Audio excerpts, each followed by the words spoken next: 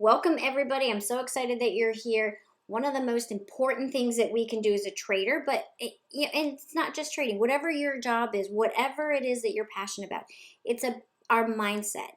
That will determine whether or not we are going to be successful or whether we're going to fail. And so much of it comes down to what you say to yourself. Words matter, they always matter. And they matter because when you say them, you're hearing them, and it constantly builds up. So, we're going to go through some of the biggest pitfalls and sins of a trader. Now, there's probably a whole bunch more than 7, but I kind of took these, put them together, and Troy and I had a lot of fun making this presentation. So, I hope you enjoy. And if you don't, please send your comments to troyalmostcares.com.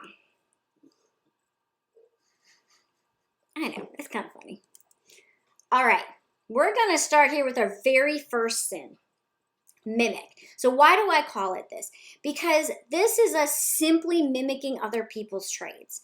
And why is that so terrible? Well, if you're mimicking someone else, you're already following. You're already behind where they are. Right? However they're thinking about it, what their plan is. And we get into trades and we talk about FOMO a lot. And again, this is something that doesn't just delve into trading. It can permeate a lot of other areas of our life. But we get into this fear that we're missing out on something. So what do? We see, oh my goodness, there's a trade. But more than one person's in it. What am I going to do? I've got to get in. But what if you're not in at the same price? And some people would look at that and say, well, I got it for just a little bit more expensive. And those pennies matter. Those cents matter. So why else do we get in? Simply said, we get excited. We hear some news. We see something moving. We see something that has volume. Or maybe an indicator is just at the right spot. But what if the rest of the chart doesn't look that way? We use these things as a crutch. And to be honest, you're letting someone else make up your mind, right? Don't do that. Take control of your trades. Another thing that we hear, or at least I hear, is, well, if all of these people are in it, how can that trade be wrong? Well, I can tell you this. All of those people, the market does not care about. Not a single one of them. And it will do what it wants to do when it wants to do it. So wipe that one off of your plate. We're not gonna mimic everybody. Greed. Oh my goodness. Probably like the second top reason that we fail. And you'll see the next one, this one and our very next one kind of go together, and you'll see in a minute. So what do? People ask me all the time, like, why do you set your sale at 10%? Well, first of all, I'm not greedy. If something's moving, maybe I'll just sell part of it at 10, right? I have a plan. That's my plan. I stick to my plan. Taking small bags of money over and over and over build big bags of money. If someone comes to you, knocks on your door, and hands you a bag of money, are you going to stand there and say, no, ma'am, I'm not going to take that. No, sir, I want a bigger one. Probably not. You're going to be like, oh, well, money? Sure, I'll take that. Close the door and go back inside. That is really important in trading, especially for a couple reasons. If you're just starting out, taking those small wins teaches you how to trade, how to read the chart, how to be successful. The second thing is, if we're taking those trades, it builds our confidence. It tells us that we are doing something right. And at the end of, let's say you just take that 10% in a day, you can sign out and be like, I had a good day. It is a very reasonable percentage to look at and say, this is what I want. Maybe 10% is too much. Maybe you need 5%. Maybe if you're dealing with just the equity, pick something that works for you that isn't outlandish. I know that we all see on Twitter or Facebook or in how many ads do we all get about the next best trading site, and it's, I made 1,000% today. I made $14,000. Awesome. Have you ever asked any of those people how much they put at risk to get that?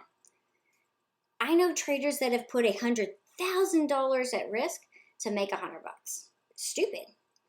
Or make 1,000. I'm not kidding. I am really not kidding. And they do it simply so they can say, I have a win. Well, sure, all you needed to do is move a penny.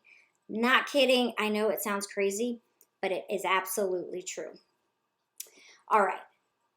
You come in and you didn't have your sell in place. Now, this is why I always put my sell in after I get in, because I don't want to miss a move. Maybe I have to get up. Maybe I have to chase a dog. Maybe I yawn. I don't know. Whatever. I don't want to miss the move. Come back in and you look and see, oh my goodness, this option went up to $4.50. It's only at $4.20 right now. Well, I'm up more than 10%, but I think I want the $4.50. So you wait. And you wait. And then it goes the other way. So you're aiming for a high, the top and the bottom, you're very rarely going to catch this. You're very rarely going to catch where you get in just at the bottom or sell just at the top. Go for the middle. Go for the reasonable expectation in the middle. Or what if you are in a room? Ours, anyone, maybe you see it on Twitter, and someone sold their Tesla for like $610. It's only at like $589 now. Oh my gosh. But it can get there. Well, sure it can. But are you going to see it there in a reasonable amount of time? Or are you going to look at the green you have and say, that's not bad. Remember, you're not going to go broke taking profit, no matter how small it is. The other thing, I sold too early. Oh my goodness, we look back. Hindsight's 20/20. And what does that do? It makes us greedy on the next trade, right? How many of us look back and say, oh, I left money on the table? Well, I can tell you this. If you left money on the table, then you walked away with some. Don't be greedy. If you spend your whole time trading looking backwards, you will walk off the next cliff. It's just how it works. Whether we like it or not, it's what we do. Ego kind of goes along here with greed.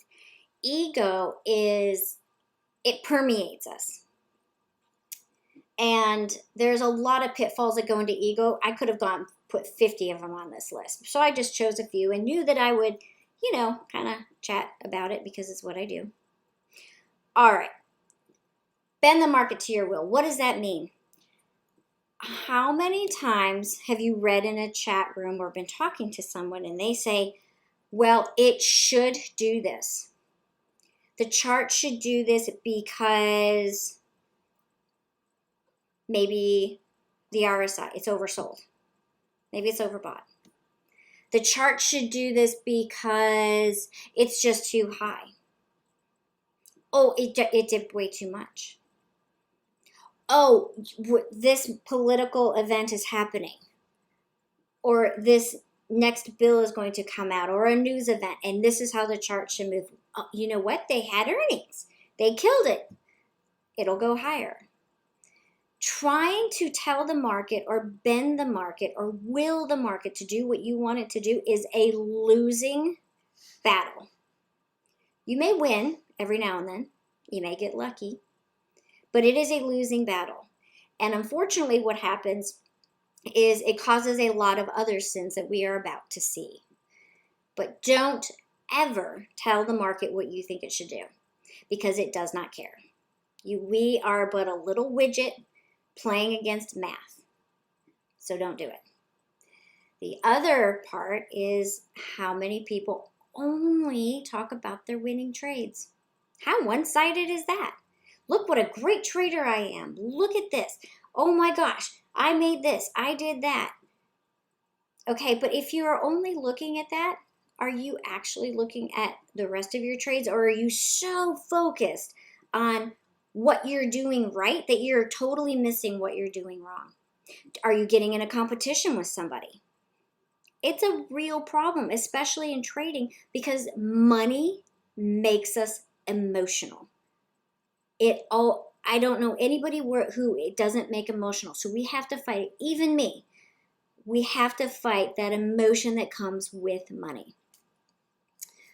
The one-upper mentality. This one probably drives me crazier more than anything, anything.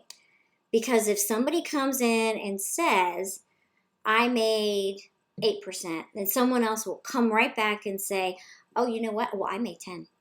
Oh, wait, you traded that? Well, here, look at what I did. That's not helpful. It's not helpful for you, and it's not helpful for other people who are reading it. Talk about the trade. Figure it out. It is something that when you get into the one-upper mentality, you're going to start making bad trades because someone's always going to come along and be better. It's just the way it works. Take that person, look at them, the one who is trading well, work with them, ask them questions, learn what they're doing, learn what makes them successful, and also what makes them weak. We all have weaknesses. Take your ego and leave it outside when you're trading, because the market will eat you and your ego up and spit you out and not care. Envy. Oh my gosh.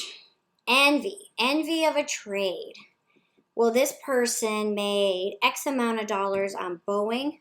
I can do that too because Boeing moves really fast. Sure does. Unfortunately, it doesn't just move fast going up. That plane has to come down and land. And as Troy is constantly telling me, a landing is nothing but a controlled crash.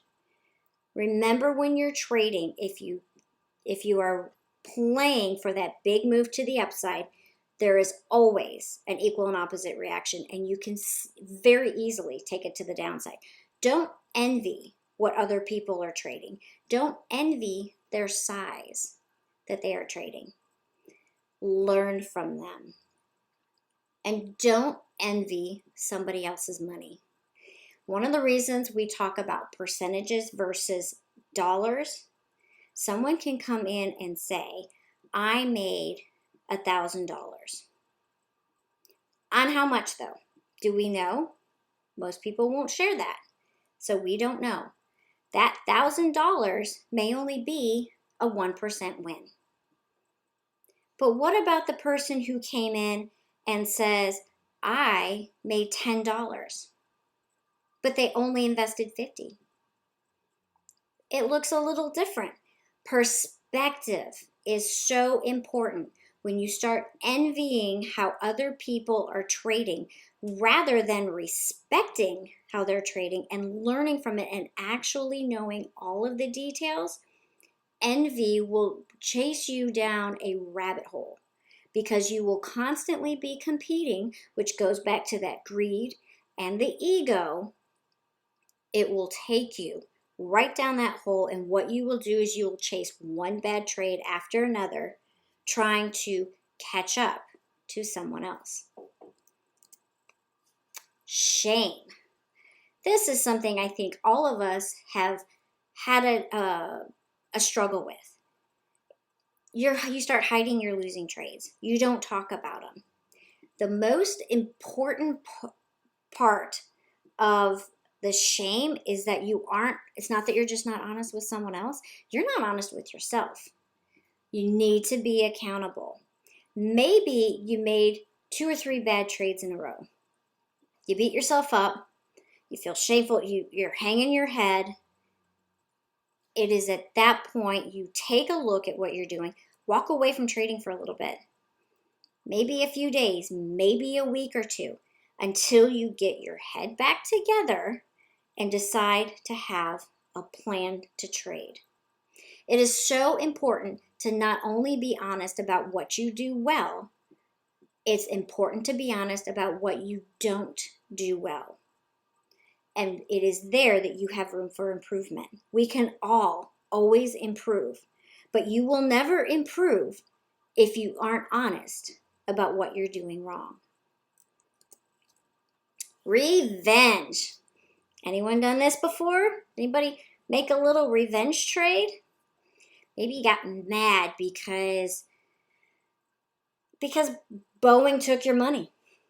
Yeah, I know we're kind of picking on Boeing, but it's a good one to use. Boeing took your money. On that 5-minute candle, it's starting to turn around. I can make my money back. All right, let's talk about that. Does Boeing have a personality? Are you fighting with anyone else other than you? Nope, you sure aren't. If you are revenge trading, you are only getting revenge on yourself, because revenge means that there has probably been a fight, right? Otherwise, why would you? There's no need for revenge. A fight always takes two parties or more, but two parties. And I will tell you that Boeing is not fighting you. You're not listening to it. You have to listen to the chart. We all have been caught in bad news and good news, right? We love being caught in good news, but we've all been caught in bad news. Boeing was an example, an amazing example when it had the 737 MAX problems, and then it went down. People got hurt, and then they're like, oh, we must be at the bottom. They start revenge trading. And I don't know why when we revenge trade, we revenge with, usually, with the stock that just bit us in the butt. Why would you do that? Why not look at another trade and be like, haha, I made this money elsewhere? I don't know. Whole nother tangent. Didn't mean to go off on that one. But be very careful. If you look and you see that red trade and you see that loss sitting there, don't look at that loss like something you have to make up. Sure, you want to make it up, but every trade should be a brand new look for you. How do we revenge trade? Trading bigger, right? Well, it doesn't have to move as much if I just put more in. But then what do? You stand there and you're like, oh my God, I'm kind of sweating. I'm a little anxious. Oh my gosh, we have like 3 red candles in a row. What am I going to do? Right? So now you've revenge traded again against yourself. Trade more.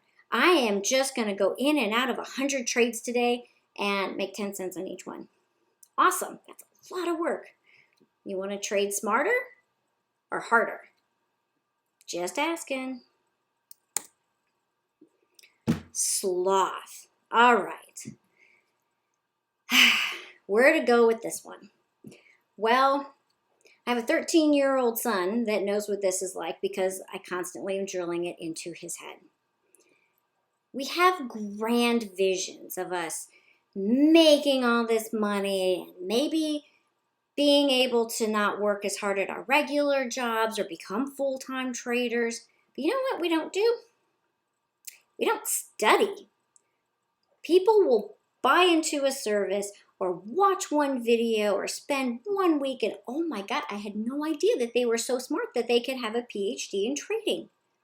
All right, some of those out there, it doesn't work that way. There is no one system that's going to make you an amazing trader. What will make you an amazing trader? It's you. It takes practice, studying, and discipline. So what does a sloth do? It hangs out. It has no plan. It sits there and will ask someone else, well, what's your plan? I don't have a plan. No, I don't have time to make a plan, right? They don't dedicate time to it. Funny, because when we were going through school, we didn't get our education in a day. So, have a plan, right? I saw this video presentation and it was talking about this system and you use this, it doesn't matter what it is, a TTM squeeze or an RSI or a MACD or a Keltner channel or Bollinger Bands. Oh wait, you know what? If you put all of that on one chart, I will totally understand how to trade. And where can I go wrong? Well, there is no indicator that will tell you how to make the trade perfect. It does not happen. Indicators are always symptoms, and we want to rely on those to tell us what to do. But at the end of the day, it's always price action. You take everything off your charts, just read the candles. The candles will tell you what it's doing. The candles have no emotion, and that's kind of how we have to trade. Now, we're humans. We suffer from the human condition, which means we do have emotions. It's keeping them in check and constantly sticking to whatever plan it is that you have made. Write it down and stick to it. And that's how you will be successful. Which brings us here. The answers. How do I fix all these things? Well, you do. You study.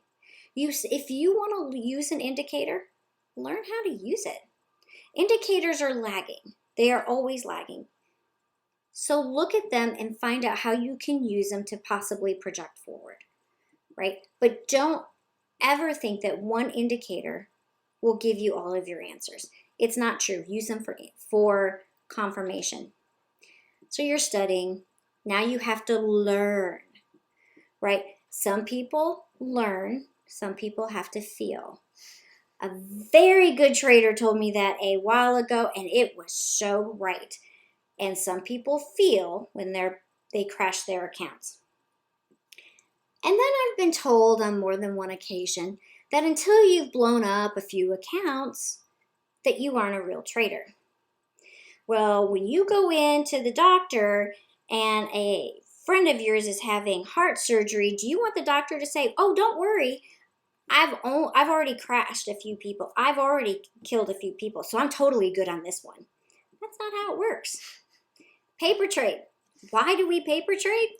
Because how does a pilot learn to fly? I mean, granted, they can ride that plane to the crash site, but do you want to be on that plane with them? No, not at all. So learn, practice, paper trade, and ask questions. Always ask questions. You might think it's silly, or maybe you feel like it's just too elementary. It's not true. I promise you that is not true. If you are thinking or aren't trying to figure out an answer to a question, I will guarantee you that there is someone else out there that is like you, maybe just a little afraid to ask. Don't be that way. Always ask. You can't learn unless you ask. And we have so many amazing traders in here. Ask the question. Now, write and follow a plan. How do I write a plan? Well, talk to other people. Ask them what their plans look like. Ask me what my plan looks like, and I will share it. But remember that my plan, it doesn't have to be your plan, and it probably shouldn't be your plan. Take it and make it your own. There is no one size fits all. Believe me, if I wore Troy's clothes around, well, I would look pretty ridiculous. Not as ridiculous as if I wore your clothes. There you go. 100%. Right? Although the picture of that is kind of funny to me. Right? But we all have to have our plan, what works for us. Some people want to be the day trader. They just want to be in and out during the day. That's awesome, especially if it works for them. Me, I'm kind of more laid back. You may not think so by how I'm giving this presentation, but I promise I am much more laid back when it comes to my trading. I am incredibly patient. If you're the person that can't be patient, we just need a different plan. Don't have a plan? We can make a plan. And then use that plan. Here's a problem with the plan, though. Too many people will write a plan and they'll use it for 3 days. My plan doesn't work. No, it may not be your plan. Maybe the market's not cooperating. Or, maybe it's just a weird time. Maybe it's super choppy like it is in the market now. Stick to your plan for a while. And then come in and evaluate what is working, what isn't working. And again, this is what goes right back around. You've got to be honest about what is and isn't working. Replicate what is working. Because I promise you, if you keep doing the same thing and having red trades and losing trades, but you keep doing the same thing, how do you expect to be really good at this? If you don't make a change, then how can you expect a different outcome, right? And that's in anything in life. If you are unhappy with an outcome that's being handed to you, then make a change. You have a choice in what you do and what you don't do. Everything is a choice. You can be stuck in like the worst trade ever, and you will say stuck. And when you say that to me, I'm going to tell you that's funny because on my trade platform, I have a sell button that's right next to the buy button. Your choice is to be stuck. Make a choice. We may not like our choices. We may have to take a terrible loss.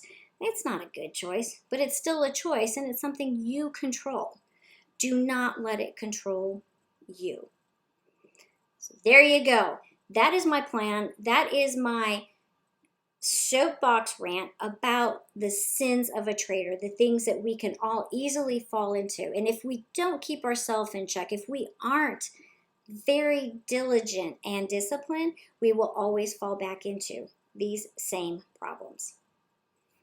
All right, that's it. If you have any questions, please write me, heatherc@givingtreetrading.com.